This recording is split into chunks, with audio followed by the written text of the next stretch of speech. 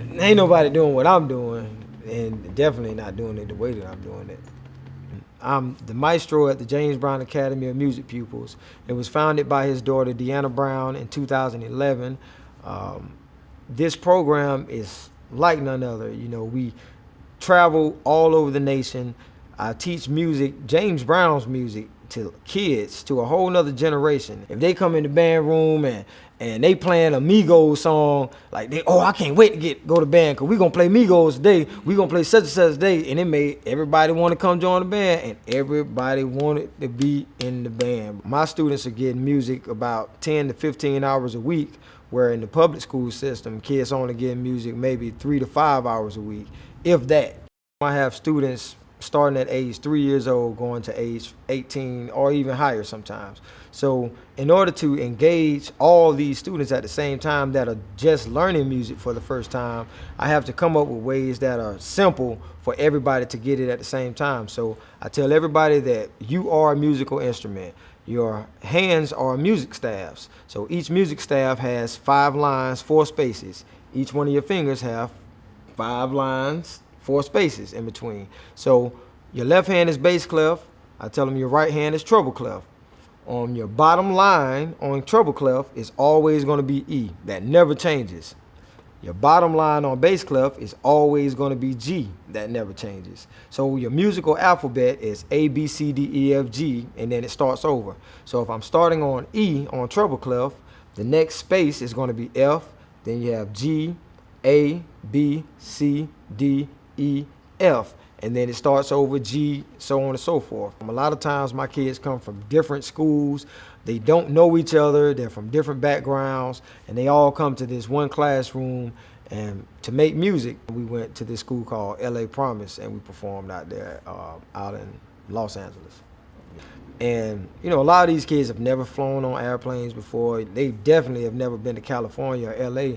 So when we take them to see things like the Grammy Museum, you know, to be able to experience history of music, you know, firsthand as far as Western music is concerned. You know, we're not talking about Beethoven or Bach. We're talking about James Brown, Michael Jackson, Elvis Presley, Ray Charles, you know, and that music is just as important as Bach and Beethoven, because all this music, it gives us something. You know, it gives us different emotion. We're able to express ourselves through all of this music. So to be able to keep the James Brown legacy alive at the James Brown Academy, I mean, it means so much to me. And what we're planning to do is take this curriculum and incorporate it into our master classes to be able to take them all over the nation, all over the world, and teach music theory, songwriting, production, just a whole creative side of music to students all over the nation. When I have students graduate or leave my program and they come back, they go on to continue with their education in college, and a lot of them have get music scholarships, you know, hundreds of thousands of dollars worth of music scholarships, and they come back to the James Brown Academy and they teach these other younger kids things that they've learned and going on to experience. And in classroom, we have something called Each One Teach One, where the older kids, once they learn something, they have to take the time out to teach the younger kids or to help them along their way so everybody can keep moving at a steady pace in the classroom.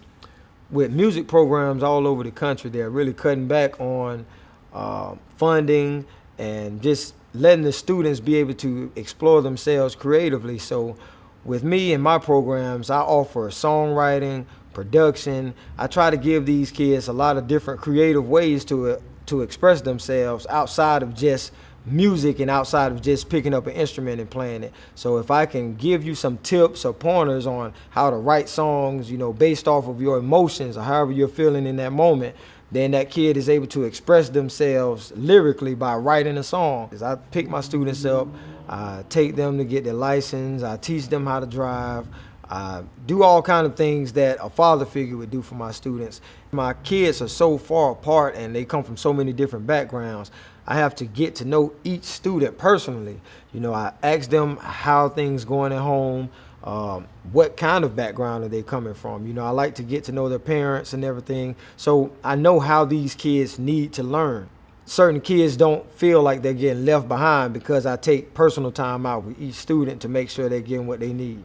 In my community, I run a recording studio. So I have a lot of students that go to the local high schools or the local middle schools that come in to me that want to learn how to write songs and learn how to produce music. Some even want to learn how to play the piano. So instead of me charging these kids a fee or anything, I just stay on them and make sure they stay in school. I check their report cards, and I actually give music lessons for free to all the kids in my neighborhood or in my community. One day I want to open up my own community center, which would be a creative learning center where kids can come and express themselves creatively through music, through the arts, outside of just recreational sports and all. I've learned from Mr. Sapp that you always have to keep pushing to get to success. Like, you have to take it. You can't, it won't be given to you. You have to take it. If you want it, get it. I was caught up in gun violence, gang activity, all of that. But when I came to Jump, music was always my passion. But when I came, Mr. Sapp has always enhanced it. Always told me to keep my head up, be different, all of that. So today I look up to Mr. Sapp as my father. My biological father is deceased. So now Mr. Sapp is more like my father figure now. If I needed to shoulder the crown, Mr. Sapp was there. If I needed anything, I could just call him, tell him about it, family issues. It could be school related, anything. He was always there for me. When I first came to Jump, I couldn't read music, couldn't do none of that. But now he's broke it down. I can read music. I can play anything on sheet music, anything.